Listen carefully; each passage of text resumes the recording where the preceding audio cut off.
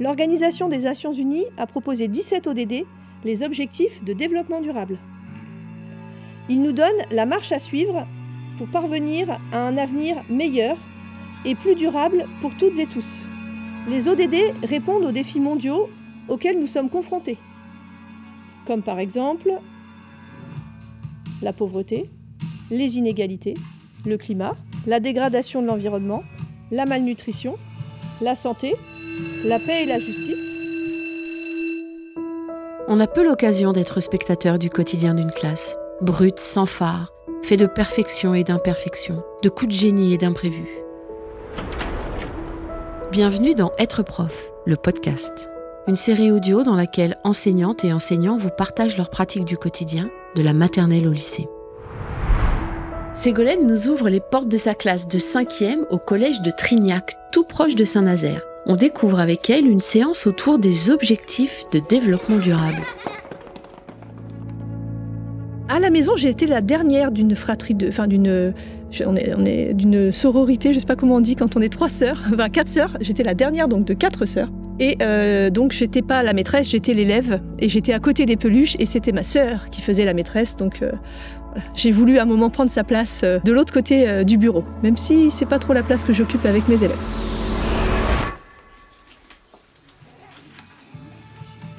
Au cours de l'année, tu vas pouvoir découvrir ces ODD et t'engager à ta mesure pour atteindre ces objectifs pour sauver le monde.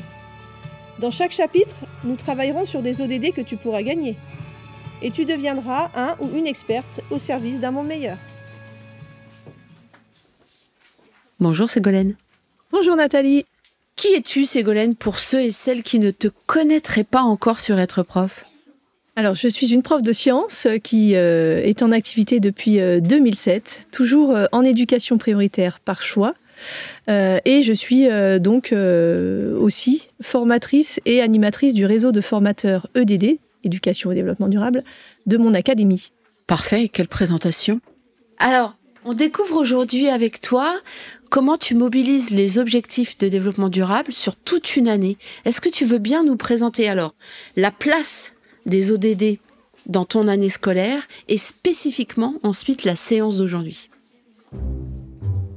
Alors sur la place des ODD, moi j'ai eu envie en fait de décliner toute mon année autour des objectifs de développement durable. Donc j'ai appelé le projet Une année avec les ODD, tout simplement. Et en fait, j'ai essayé de faire des liens entre chacun des chapitres que j'allais mener avec les élèves, avec 1, 2, voire 3 objectifs de développement durable. Et donc ça nous fait un petit cheminement qui permet de découvrir les 17 ODD au fur et à mesure de l'année. Enfin, les 17, non, en fait, j'en travaille que 14 avec les élèves et les 3 autres, ce sont des bonus parce que j'ai pas réussi à mettre les 17. Et l'idée, en fait, c'est qu'au fur et à mesure des chapitres, les élèves puissent avoir des exemples concrets de ces objectifs de développement durable, se les approprier. Et comme j'aime jouer, j'en ai fait en plus un petit challenge façon un peu loto. Donc ils peuvent gagner les différents ODD qui seront travaillés dans chaque chapitre. Ils ont une petite vignette qui colle dans leur cahier. Une fois qu'ils ont marqué l'objectif, le numéro de l'objectif, son titre et en gros une grande ligne de à quoi il correspond, ils peuvent gagner la petite vignette qui colle et puis ça leur fera un petit bonus en fin d'année pour ces élèves-là qui auront pris le temps de faire ces petites activités ludiques sur Learning Apps pour gagner chacun des ODD. Et comment on gagne des ODD alors ?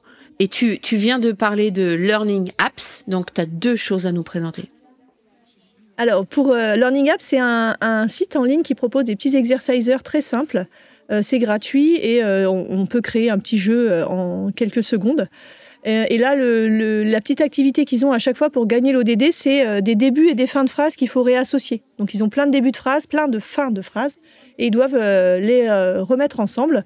Et en fait, ces phrases, tout simplement, sont des petites descriptions, soit de la situation actuelle concernant cet ODD, soit les moyens de l'atteindre, les objectifs de cet objectif.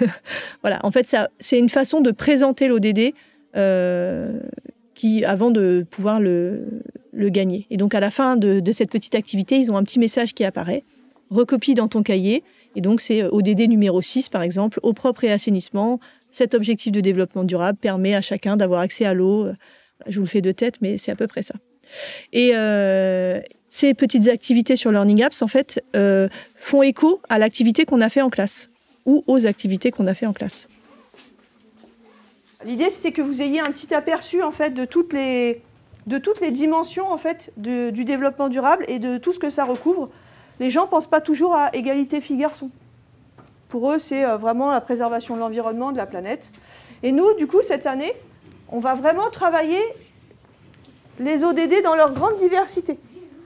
Tout au long de l'année, ça va être notre travail, ça va être de découvrir un peu plus chacun des ODD et de pouvoir les gagner avec le petit questionnaire que vous allez pouvoir faire pour gagner les différents ODD.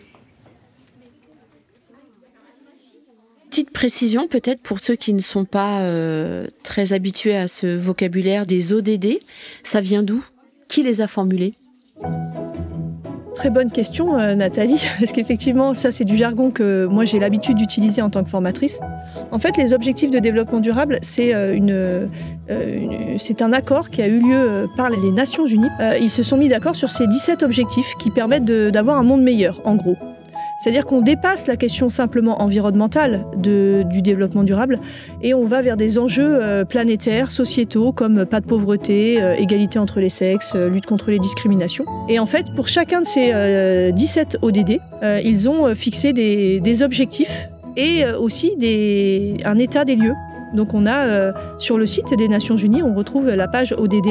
Et pour chaque objectif de développement durable, on a la situation actuelle et les différents sous-objectifs, si vous voulez, à atteindre d'ici 2030. Parce que ça s'appelle l'agenda 2030. Ils sont valables pendant 15 ans, ces ODD. Donc ils ont été créés en 2015 et jusqu'à 2030, on doit essayer de les atteindre. Et on peut consulter pour chaque pays l'avancement pour chacun des ODD dans chacun des différents pays.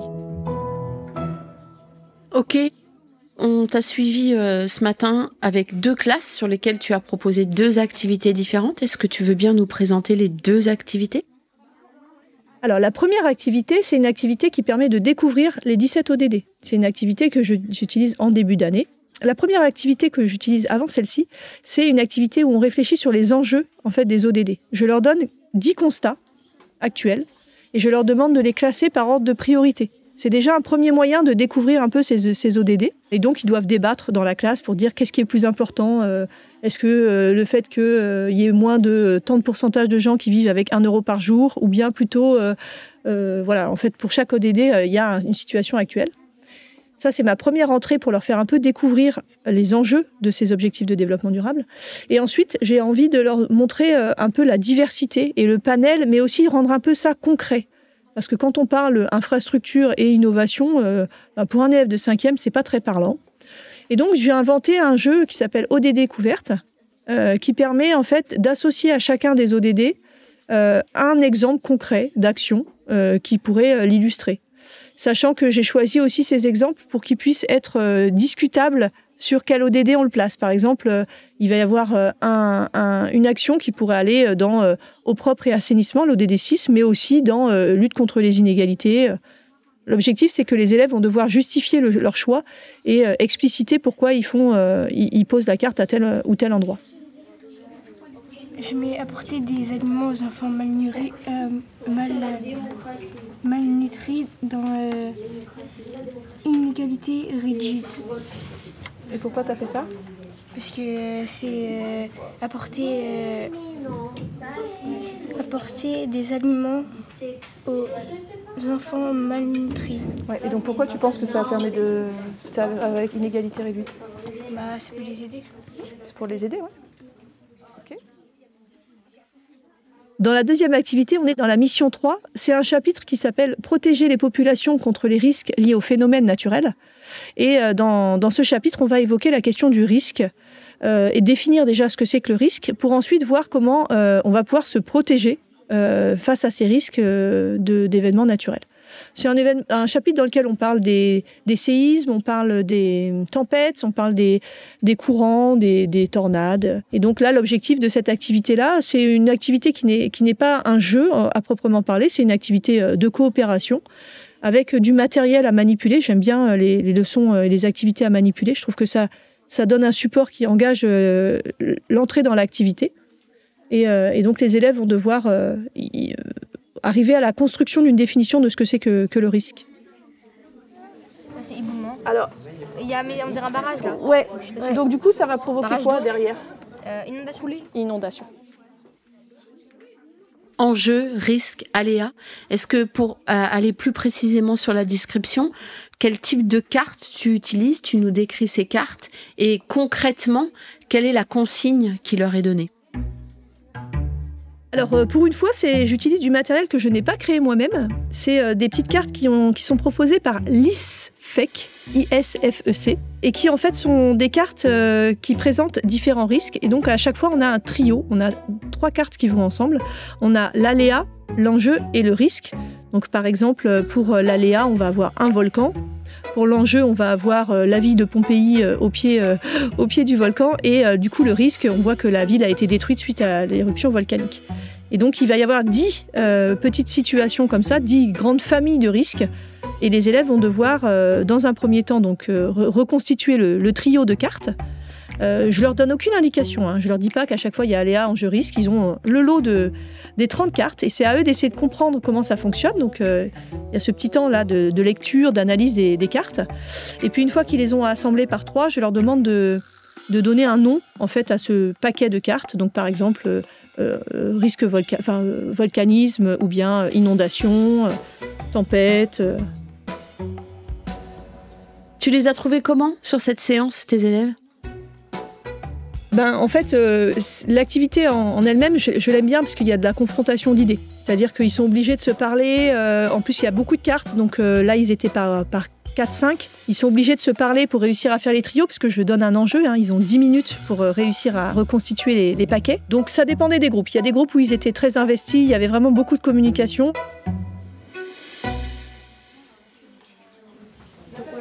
L'enjeu, c'est... Enjeu, c'est la base, c'est quand c'est la situation de base. Non, l'enjeu, c'est... Si, regarde, situation de base. L'enjeu, c'est par exemple là, est-ce qu'on construit ça comment dire, oui, mais tu vois là, oui, normalement, moi aussi, c'est ce que j'aurais dit. Mais tu vois là, si on... Ah oui, c'est ça.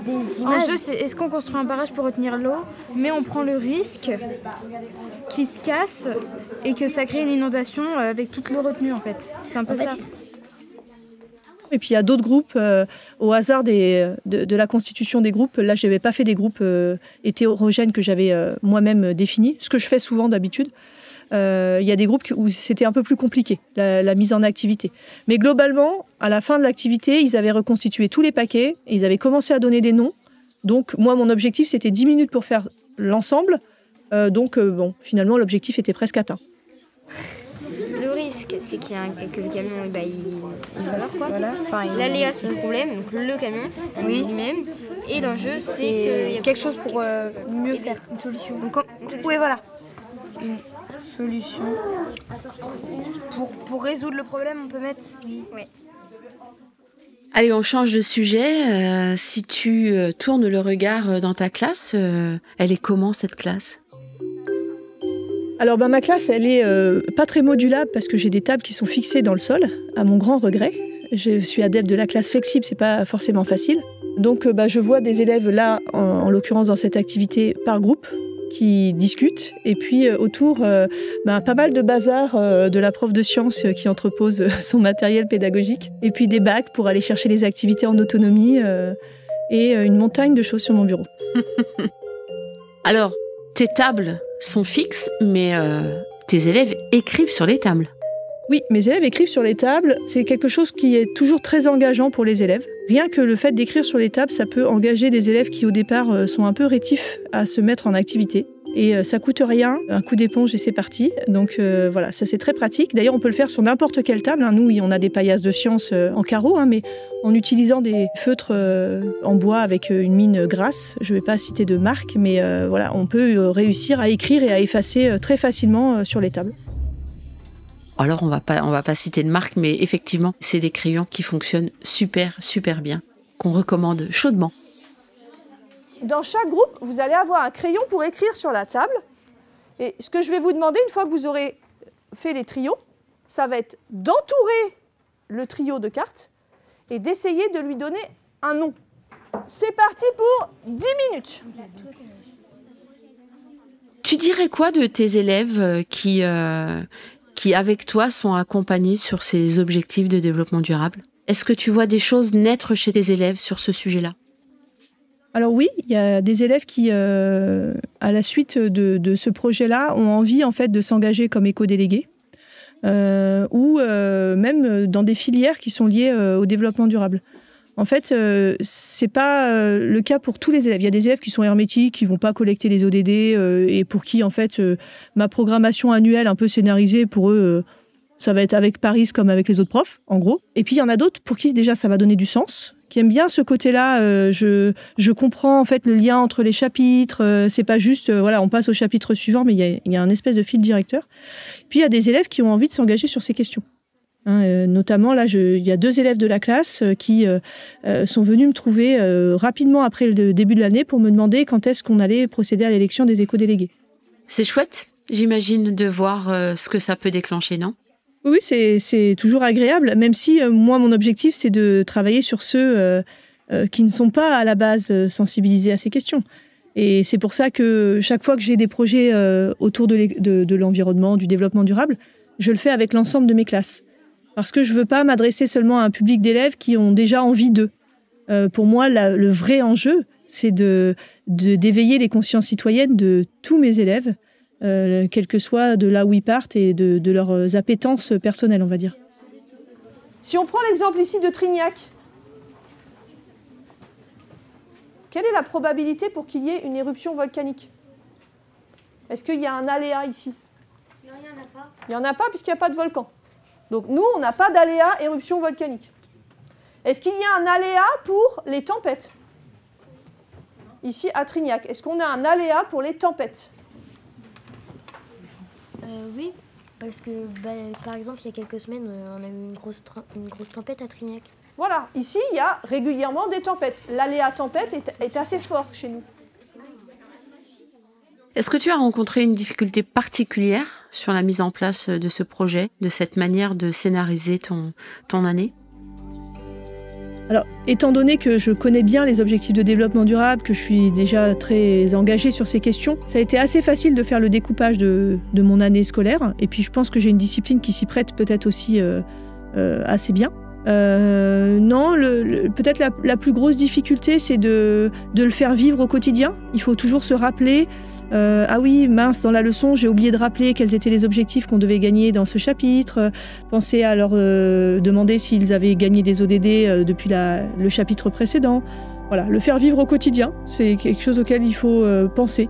Donc j'ai un affichage dans ma classe, puisque j'ai mon programme de l'année qui est affiché sur des affiches qu'ils ont dans leur cahier aussi. Donc moi, ça me permet d'y penser, mais ça peut être la petite difficulté peut-être, dans le tourbillon du quotidien. Si on prend un peu de recul par rapport à cette manière de fonctionner avec tes élèves, tu penses que les élèves de maintenant auront besoin de quoi en termes de compétences pour relever les défis qui seront les leurs?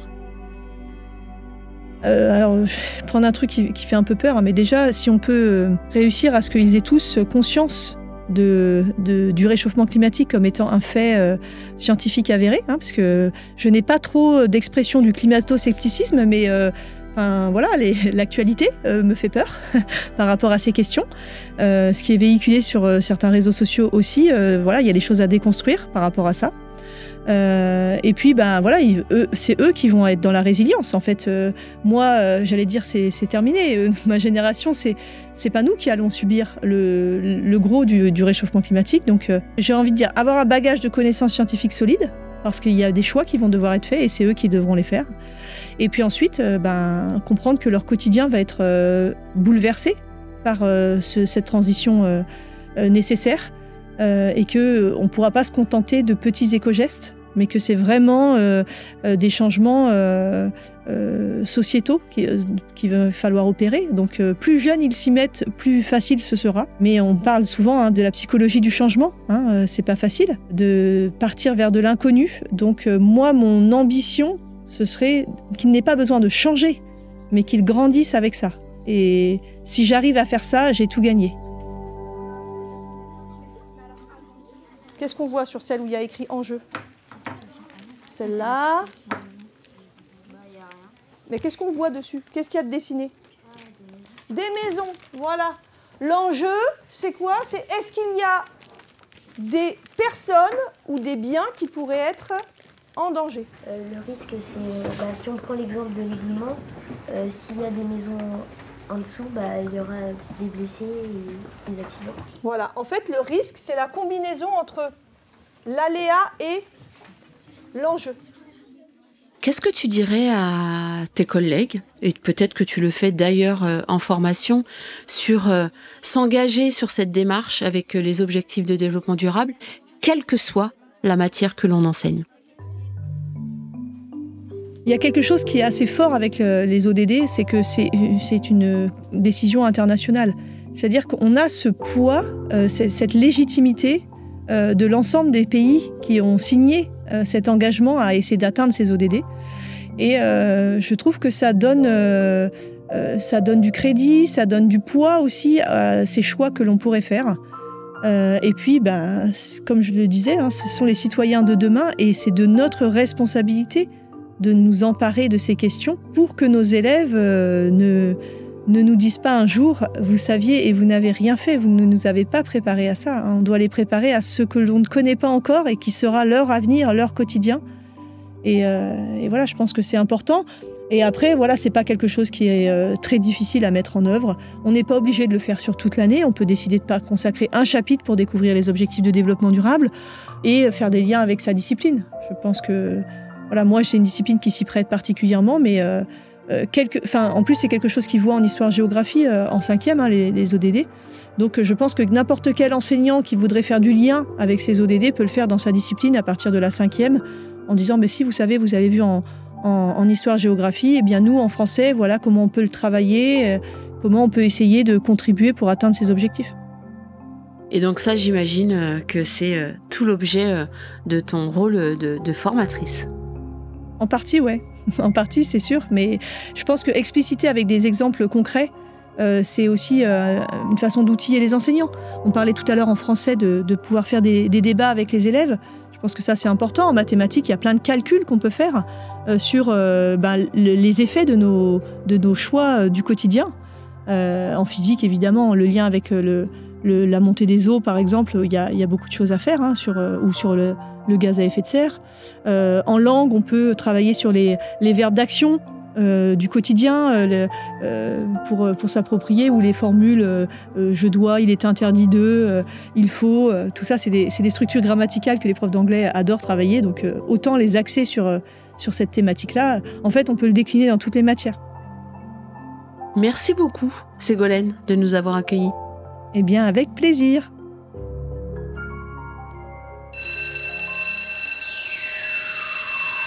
C'était Être prof, le podcast.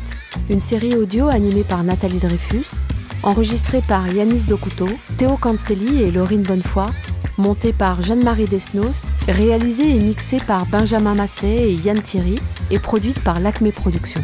Si vous avez envie d'approfondir le sujet, retrouvez plus de ressources sur êtreprof.fr.